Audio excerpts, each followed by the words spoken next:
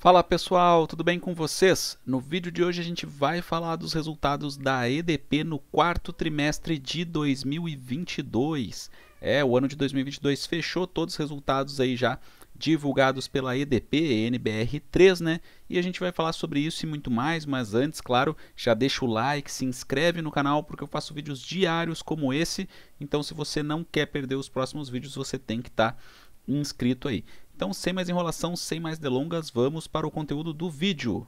E claro, né, pessoal, quem está acompanhando as notícias aí pode ter se assustado, porque a EDP sempre apresentou resultados bem consistentes, bem sólidos, e dessa vez a EDP reverteu o lucro e teve um prejuízo aí de 396 milhões de reais no quarto trimestre de 2022. Então, quem lê só as notícias, né, não vai lá estudar os resultados da empresa, acaba vendo só aqui as manchetes, acaba se assustando, né, porque realmente a EDP registrou um prejuízo. Mas a gente tem que voltar um pouquinho no tempo, né, porque no final de janeiro aí, a EDP reconheceu impairment de 1 bilhão e 200 milhões de reais. Então, o que aconteceu nesse caso aqui? O que é esse impairment, né? Esse impairment aqui é, na verdade, uma reavaliação aí contábil, né? Que se faz, inclusive é uma prática, eu não sou contador, né, mas pelo que a gente estuda, é uma prática aí muito recomendada, né, obrigatória até para grandes companhias, e é uma prática aí que dá muito mais transparência, é uma prática muito importante, né? Então isso aqui acaba sendo, na verdade, um mecanismo de transparência também, né? E aí, quando foi feito esse impairment, então, que nada mais é que uma reavaliação, né? Eles acabaram fazendo a redução contábil de um ativo, que é a usina termoelétrica de Pecém. E essa redução contábil correspondeu aí a 1 bilhão e 200 milhões de reais, né, pessoal? Então o que acontece? A termoelétrica ela é movida a carvão, né? Inclusive as termoelétricas elas não fazem aí parte do projeto futuro da EDP, né? O objetivo da EDP é se desfazer dessas termoelétricas porque a EDP na verdade ela tem protagonismo aí nesse cenário de transição energética. O investimento da EDP é principalmente aí em fontes limpas, renováveis, né?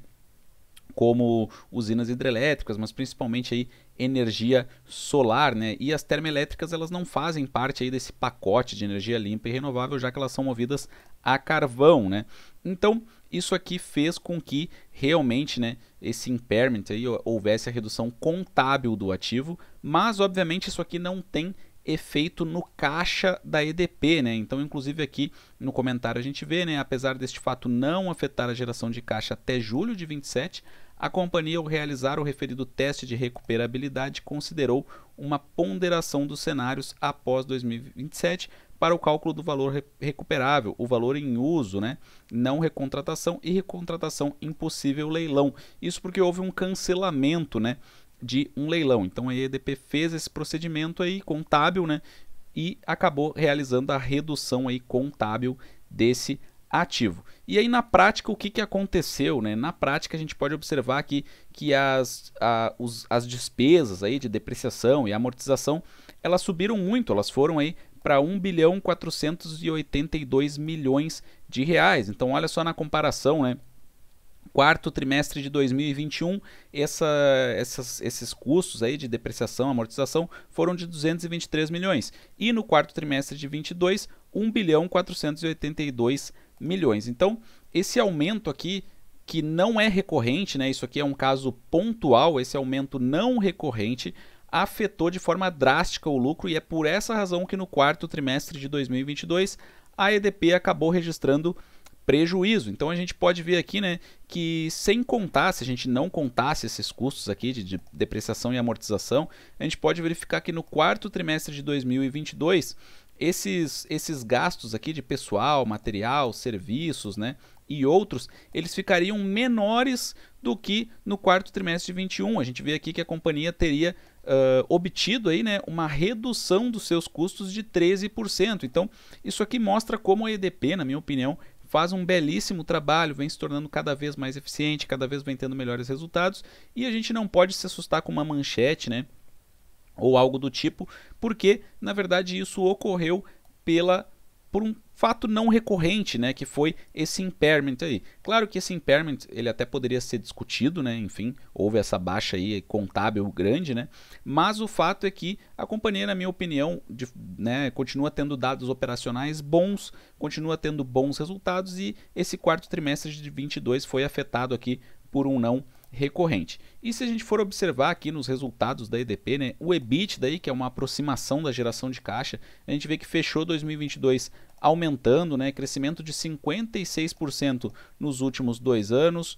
O lucro líquido aqui, o lucro recorrente, né, que é essa barra em cinza aqui mais clarinho, né, a gente vê que aumentou na comparação com 2021. Então, claro que ele teria aumentado mais, né, se não ocorresse aquela baixa contábil, mas ainda assim aumentou em relação a 2021. A companhia tem feito muitos investimentos, né? Então a gente vê aqui na parte de transmissão que ela fez a incorporação da EDP Goiás, isso aí adicionou uma receita anual permitida de 289 milhões de reais, sendo que 90% da RAP já está em operação, com a conclusão de 4 lotes, né, em 2022.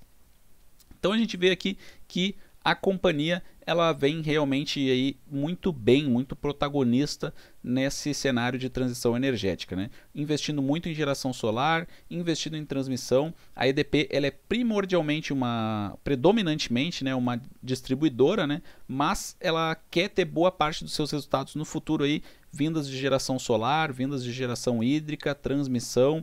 A gente vê aqui que houve, né, uma conclusão de venda aí de uma usina termoelétrica, né? Houve também o impairment que eu já comentei.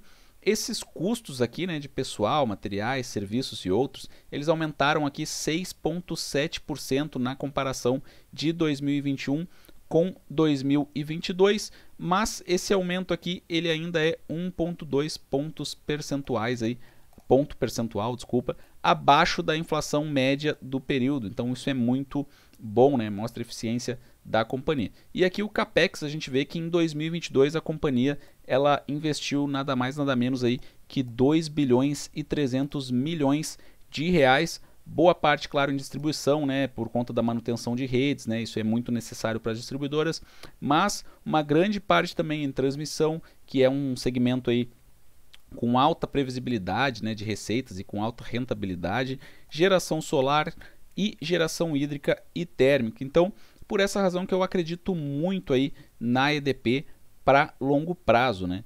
E aqui no meu Instagram, aqui o Instagram do canal, se você ainda não segue o Instagram do canal, eu vou deixar o link no comentário fixado aí, você pode ir lá e seguir, né? Segue lá, por favor.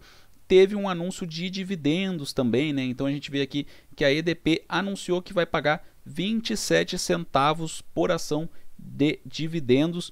A data do pagamento ainda não foi definida, mas para ter direito, né, a receber esses dividendos, a Datacom aí é 11 de abril de 2023. Lembrando que a EDP já tinha feito um anúncio grande de JCP, né? Esse anúncio ele foi feito aí com Datacom, aí já passou, né, 2 de janeiro. Então quem tinha ações da EDP, né, no dia 2 de janeiro, vai receber, né, R$1,15 de JCP. Claro que tem que abater os 15% retidos na fonte, então isso dá aproximadamente aí 98, 99 centavos, e o pagamento vai ser no final do ano, dia 31 de dezembro de 2023. Então a gente vê aqui, eu fiz o cálculo, né, no Instagram, que o total líquido anunciado pela companhia entre JCP e esses dividendos de agora é de cerca de R$1,25, que representa um dividend yield para os dois pagamentos, né, de 6,3% aproximadamente.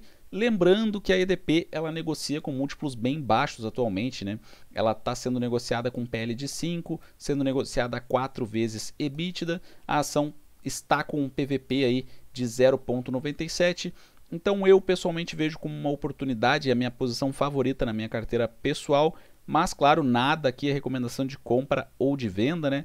E eu quero saber de vocês se vocês têm a ação da EDP ou não, o que vocês acharam dos resultados. Deixem comentários, porque eu leio e respondo todos os comentários aqui do canal. Eu aprendo muito com vocês nessa interação. Um forte abraço a todos e até a próxima!